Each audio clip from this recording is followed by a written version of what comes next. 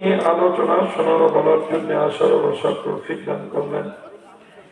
এজন্য আমরা সকলেই আল্লাহ দরবারে কালিমাতুশ শুকর বলি আলহামদুলিল্লাহ।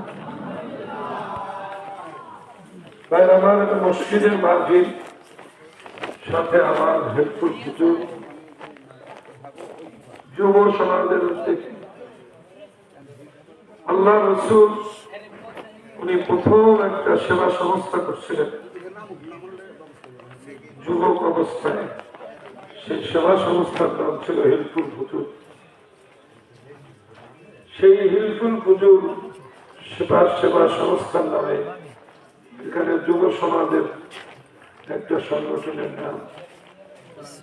এদের এই উদ্যোগে মাহফিল বহু বড় বড় আলাদা হতো।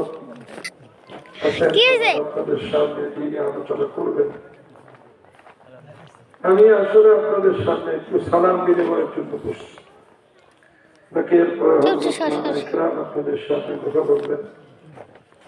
আমরা তো সবসময় আপনাদের কাছাকাছি যখন প্রয়োজন হয়।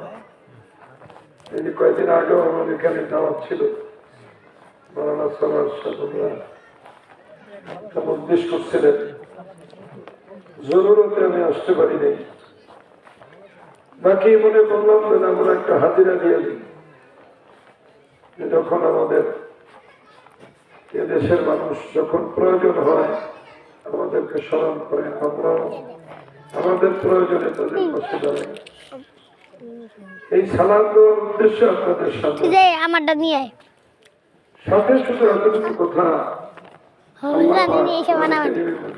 মুমিনদের উদ্দেশ্য করে সূরা বাকারার এই আয়াত আল্লাহ নাযিল করেছেন।